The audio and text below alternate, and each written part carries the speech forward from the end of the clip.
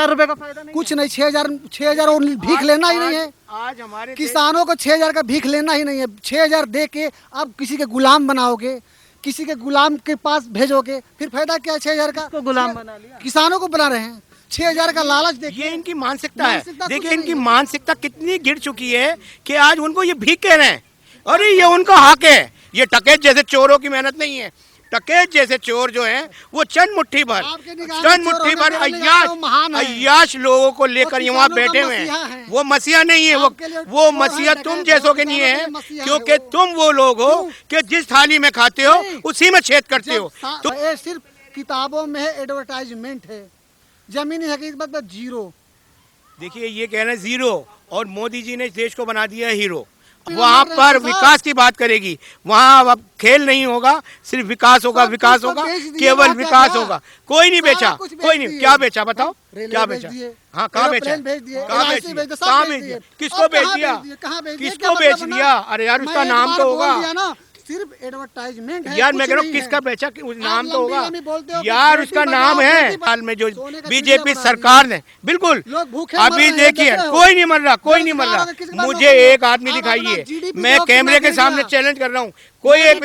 क्या जीडीपी बस इंडिया का गिरा है? क्या इंडिया का नहीं? क्या सिर्फ इंडिया का गिरा? नहीं, गिरा तो हर जगह है, पूरे दुनिया का गिरा। महंगाई पूरे दुनिया में है। पूछना चाहता हूँ जीडीपी का मतलब बताओ कि जीडीपी किस तरह गिरती है, किस तरह उठती है। मुझे आप ये जीडीपी का मतलब बताएं। कि जो ये राकेश टिकैत हैं, इन्होंने अब जिस तरीके से कोरोना के केसेस बढ़ते जा रहे हैं लगातार, उस पर सरकार ने जब इनसे किसानों से मांग करी कि धरना खत्म करे, तो राकेश टिकैत कह रहे कि इसको शाहीन बाग ना समझे सरकार। क्या किसान मरेंगे तो राकेश टिकैत जिम्मेदारी लेंगे क्या उन किसानों की? देखिए सरकार जो है सबको साथ, सबको विकास लेके चल रही है। आज सरकार कहती है आप आंदोलन करो, आप करो आंदोलन करने से कोई नहीं रोक रहा। लेकिन आप आंदोलन क्या कर रहे हो, किसके ऊपर कर रहे हो आप आंदोलन करने की कोई वजह तो हो। जब सरकार तुम्हारी सारी बातें मान चुकी है, सरकार ने सब कुछ क्लियर कर दिया है कि एमएसपी नहीं हटेगी, और जो भी अभी देखिए 378 लाख टन जो है मैट्रिक टन गेहूं की जो खरीद हुई है यूपी में, तो देखिए इसका बहुत बड़ा उदाहरण है कि ये किसने, कहाँ से आया इतना टन, इतना मैट्रिक टन जो माल आया, गेहूं आया, कहाँ से आया? अरे ये उन मेहनतकश किसानों ने बेचा है जिनको एमएसपी के तहत ये माल खरीदा गया है। लेकिन ये टकेत जो है ये इससे बड़ा कोरोना तो मैं कहता हूँ इस देश में है ही नहीं। देखिए कोरोना तो वो जिस तरह हमारे कोरोना देश में आया, पिछले साल से आ रहा है और ये दूसरा साल चल रहा है, लेकिन हमारी सरकार ने, हमारी केंद्र सरकार ने जिस तरह इसको पर पकड़ मजबूत करी है, इसको अपने कब्जे में लिया है, ऐसे ही सरकार से मैं अनुरोध करता हूँ कि इस बड़ा कोरोना जिसका नाम टकेत है, इसके ऊपर जल्द से जल्द लगाम कसी जाए, नहीं तो आने वाले समय में ये देश में दंगे फसाद भी करा सकता है। इससे कोई अच्छे की उम्मीद ना करे सरकार। जी सर, किस तरीके से देखते हैं आप, क्या सहमत है इनकी बातों से? नहीं, मैं बिल्कुल सहमत नहीं हूँ। देखिए भारतीय जनता पार्टी को समझना मुश्किल ही नहीं, नामुमकिन है। ये वोट के लिए इतना स्तर तक गिर जाएगा, अब इसका अंदाज़ा नहीं लगा सकते। हमारे प्रधानमंत्री से रोजगार की बात करो तो हिंदू मुसलमान की बात करते हैं, हमारे प्रधानमंत्री से विकास की बात करो तो वीर सावरकर की बात करते हैं, जो कि पूरा हिंदुस्तान का। आप मुझे बताइए क्या प्रधानमंत्री जी, आप मुझे ये बताइए क्या प्रधानमंत्री जी ने स्वयं अपने शब्दों में कहा है? नहीं, मुझे आप इस बात का जवाब दीजिए, क्या प्रधानमंत्री नरेंद्र मोदी जी ने वीडियो कॉलिंग के जरिए या किसी स्टेज पर या आम भाषा में जो रेडियो के माध्यम से मन की बात कहते हैं, क्या उन्होंने इससे अपनी शब्दों से कहा है? हाँ, कहा है। क्या कहा है उन्होंने कुछ भी नहीं कहा। वो हमेशा किसानों के लिए खड़ा है और हमेशा खड़ा रहेंगे। वो एक अच्छे बंगाल के किसान नहीं है जिनको किसान सम्मान निधि नहीं मिल रही है, वहाँ जाके ममता बनर्जी से एक बार सवाल नहीं पूछना जरूरी समझा उन्होंने कि आखिर जो केंद्र किसान सम्मान निधि दे रही है किसानों को, वो तुम किसानों तक पहुँचने क्यों नहीं दे रहे? बंगाल 6,000 में आप किसानों को खरीद लेंगे? खरीदने की बात नहीं, 6,000 रुपए मिलना बहुत बड़ी बात होती है, कोई सरकार नहीं दे रही थी। सर सवाल सुन लीजिए, आप सवाल को काटने की कोशिश मत करिए, सवाल को समझिए और इसका सही जवाब दीजिए। क्या अगर किसान को 6,000 रुपए, मात्र 6,000 रुपए ही मिल रहे हैं, तो वो सम्मान निधि ममता बनर्जी रोक क्यों रही है किसानों को 6,000 दे के आप गिरवी रखो किसान को। कहाँ से बात है? देखिए इनकी सोच देखिए आप, इनकी सोच देखिए। आज सरकार मतलब ममता बनर्जी गलत नहीं है, आपका ये कहना है? बिल्कुल गलत नहीं है। अच्छा, उन्होंने किसानों से उनका फायदा छीन लिया, वो गलत नहीं है? कहाँ फायदा छीन लिया ममता बनर्जी? 6,000 रुपए का फायदा नहीं कुछ नहीं, 6,000 और भीख लेना ही नहीं है। आज हमारे किसानों को 6,000 का भीख लेना ही नहीं है। 6,000 दे के आप किसी के गुलाम बनाओगे, किसी के गुलाम के पास भेजोगे, फिर फायदा क्या है 6,000 का? को गुलाम बना लिया। किसानों को बना रहे हैं। 6,000 का लालच देखिए। ये इनकी मानसिकता है। मानसिकता कुछ देखिए नहीं इनकी है। मानसिकता कितनी गिर चुकी है कि आज उनको ये भीख कह रहे हैं।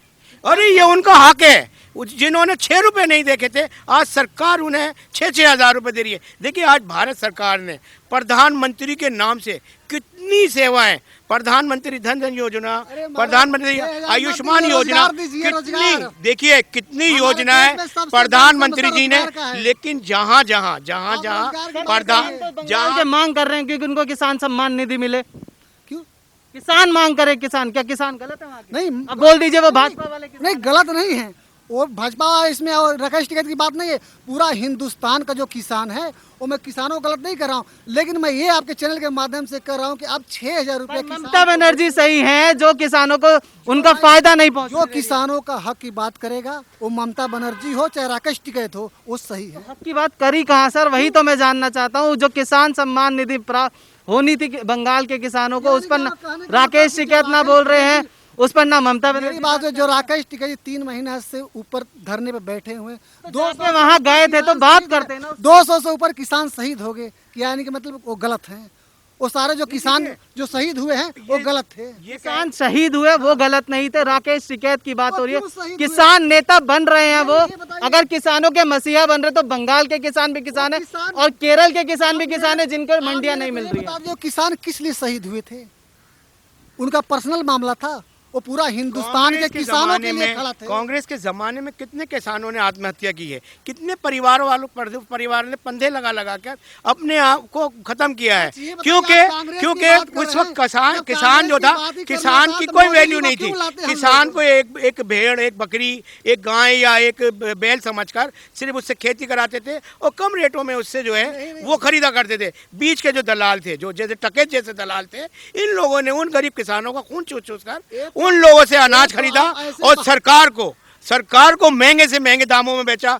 बताइए कितना जो गरीब आज किसान था, आज देखिए कितनी शान से आज कितना मेट्रिक टन जो गेहूं जो सरकार के गोदामों में आ चुका है, वो कहाँ से आया? क्या विदेश से आया? नहीं, यही के किसानों की मेहनत है। ये टकेत जैसे चोरों की मेहनत नहीं है। टकेत जैसे चोर जो है वो चंद मुट्ठी भर अय्याश लोगों को लेकर यहाँ बैठे हुए हैं। वो मसीहा नहीं है, वो मसीहा तुम जैसों के नहीं है, क्योंकि तुम वो लोग हो कि जिस थाली में खाते हो उसी में छेद करते हो। तुम ये नहीं देख रहे कि आज 2014 के बाद से लगातार हमारा देश किस तरह तरक्की कर रहा है, किस तरह उन्नति कर रहा है। आज ये लोग बौखलाए हुए लोग हैं। 7 साल पहले हिंदुस्तान में कुछ नहीं था। हिंदुस्तान में कुछ भी नहीं था, कुछ भी नहीं था। ट्रेन नहीं था, एरोप्लेन नहीं था, बस नहीं था, हवाई कुछ भी नहीं था। मुझे बताइए, सब मोदी जी आके किए। 2014 से पहले हमारे सैनिक कितने कमजोर पड़ जाते थे। हमारे सैनिक इतने कमजोर पड़ जाते थे कि पड़ोसी देश के अगर आक्रमण होता तो हमारे सैनिक कमजोर पड़ जाते थे। लेकिन आज देखिए, आज हमारे पास राफेल है, आज हमारे पास जो टैंक आया है, जो हमने कर लो, बेरोजगारी की बात कर लो। अरे भाई, जब देश होगा तभी तो तुझे रोटी मिलेगी। तुम देश करोगे नहीं। सिर्फ गरीब ये वो लोग हैं जिन्होंने सिर्फ इनको रोटी, कपड़ा और मकान चाहिए। इन्हें देश बाहर में जाए, देश का ही कुछ ना कर। आज मोदी जी के नेतृत्व में देश इस तरह उन्नति कर रहा है, वो सराहनीय है। जी सर, मैं आपने किसानों का मसीहा बताया राकेश टिकैत। सर मेरा सवाल सुन लीजिएगा, आपने राकेश टिकैत को किसानों का मसीहा बताया, तो मैं वही जानना चाहूंगा कि वही राकेश टिकैत जो मंडी कर रहे हैं, जब केरल में मंडी नहीं है किसानों के लिए तो उस पर केरल में जाके क्यों कुछ नहीं बोलते हैं? और जो सम्मान निधि, अगर किसान का थोड़ा फायदा हो जाएगा सम्मान निधि प्राप्त करके, तो वो बंगाल में नहीं मिल रही, तो उस पर सवाल क्यों नहीं खड़े करते? बस आप ये बता दीजिए मुझे कि उस पर चर्चा क्यों नहीं कर रहे? सर जवाब उस पर चर्चा क्यों नहीं कर रहे? ममता बनर्जी के खिलाफ एक शब्द क्यों नहीं बोला? जनाब फायदा ही लेना है तो 15 लाख का दो फायदा रोजगार जो मिल रहा है उसका फायदा क्यों नहीं मिल रहा है? उस पर चर्चा क्यों नहीं करी? उस पर चर्चा ये दो 6,000 रुपए का लालच आप दे रहे हो 6,000 रुपया किसान को मिल गया, या एक परिवार को चलाने के लिए वहाँ के किसान तो मांग कर रहे हैं कि हमें किसान सम्मान निधि मिले, क्या वो नहीं किसान जैसा एक तो किसानों को इनके जैसा एक भक्त बोला कि कांग्रेस ने 70 साल से क्या किया। मैं बोला भैया 70 साल पहले मेरा जन्म नहीं हुआ था, मेरे बाप दादा थे, कांग्रेसों से हिसाब मांगे। आपने देखा कितना घोटाला 70 सालों से आप क्या की हो, तो कांग्रेस ने बोला कि पहले आप 200 साल का हिसाब लेके आओ अंग्रेजों से। मेरे दादाजी गए ब्रिटेन गए 5 बीघा जमीन बेच के, वहाँ अंग्रेजों के पास गए, अंग्रेज बोले पहले आप 700 साल मुगलों से हिसाब लेके आओ। ये क्या बना भैया, अगर कांग्रेस बुरा ही था तब लोग मोदी जी को क्यों पार्लियामेंट में भेजे, चुन के क्यों भेजे पार्लियामेंट में? अपनी कमी को छुपाने के लिए, अपनी कमी को छुपाने के लिए। राकेश टिकैत में क्या किसानों के मसीहा बन रहे हैं और बंगाल में किसानों की बात नहीं करते, उस पर चर्चा नहीं करेंगे। पहले देखिए, हिंदुस्तान में कुछ नहीं था। टिकैत जब से ऐसी मोदी जी शख्सियत आए है हैं, तभी जिसको हिंदुस्तान में फंडिंग सारा फंडिंग कुछ के तो नाम बेच पर, दिए। देखिए अगर मैं आपको कोई चीज देता हूं तो बदले में आपसे वही कहूंगा जो मैं आपसे बोलूंगा, आप वही बोलेंगे जो मैं कहूंगा। आज टिकैत उन्हीं की भाषा बोल रहा है जहां से फंडिंग आ रही है। आज टिकैत केरला क्यों नहीं जाता, आज वेस्ट बंगाल में ममता बनर्जी को क्यों नहीं समझाने जाता? RSS की आज भाषा नहीं बोल रही है। इतनी भारत में, आयुष्मान भारत में, प्रधानमंत्री मोदी जी के नेतृत्व में इतनी चीजें लागू हो गई हैं, लेकिन जहां जहां बीजेपी विरोधी पार्टियां हैं, बीजेपी विरोधी पार्टियां हैं, वहां पर यहाँ बंगाल में ही चर्चा कर आप बनारस की बात करें, मैं वहीं का रहने वाला हूँ, क्या फायदा हुआ बताओ? आप बोले तो मुद्रा लोन दे रहे हैं, किसको मुद्रा लोन मिल रहा है? आप जमीनी हकीकत पे जाके देखो तो मुद्रा लोन किसको मिल रहा है? आम आदमी को किसी को मुद्रा लोन नहीं मिल रहा है। ये सिर्फ एडवर्टाइजमेंट है, किताबों में है। आप कहते हो दुनिया भर का पोस्टर बैनर आज लगाओ देखिए, आप यूपी में देखिए, यूपी में पिछले 4 साल में योगी आदित्यनाथ के राज में देखिए, आज वहाँ का हर नागरिक सुरक्षित है। आज वहाँ का अगर कोई डरा हुआ है तो बदमाश डरा हुआ है। आज देखिए, अभी ये जो अंसारी जो पकड़ा गया, मुख्तार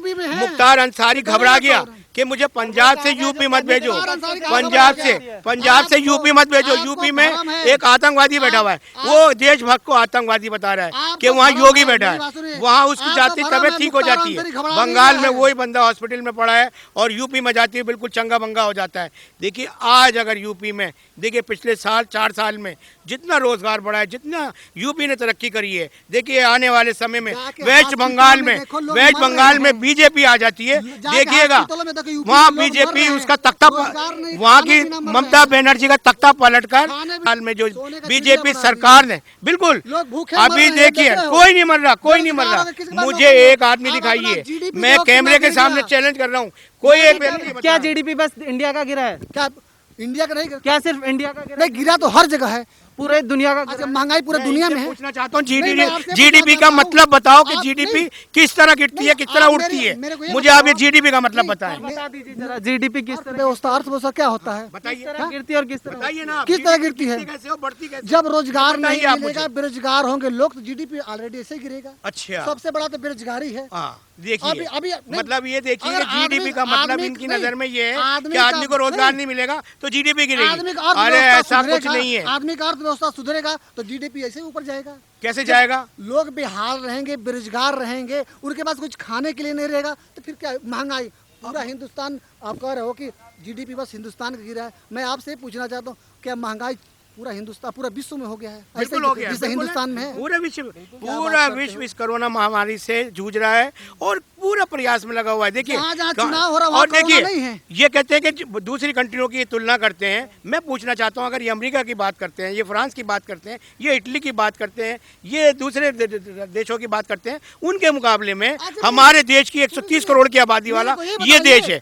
130 करोड़ की आबादी एक ही देश की हो और वहाँ 15 देशों की आबादी 130 करोड़ हो, तो इनको समझ में नहीं आता कि कहाँ 15 देश और कहाँ एक देश की आबादी। इन लोगों को वो जीडीपी नजर आती है। 130 करोड़ की आबादी वाला ये देश, और उधर आप देखिए 15 कंट्रियों को आप जोड़ेंगे तो वहाँ 130 करोड़ की आबादी तब भी नहीं होती। तो उसके मुकाबले फिर भी हमारा देश, आज हमारा देश जीडीपी के हिसाब से उन 15 कंट्रियों की तरफ एक और हमारा हिंदुस्तान एक बिल्कुल बराबर की जीडीपी लेकर चल रहा है, बीजेपी लेकर चल रहा है। 15 कंट्रियों की तुलना हमारी एक कंट्री बराबर कर रही है।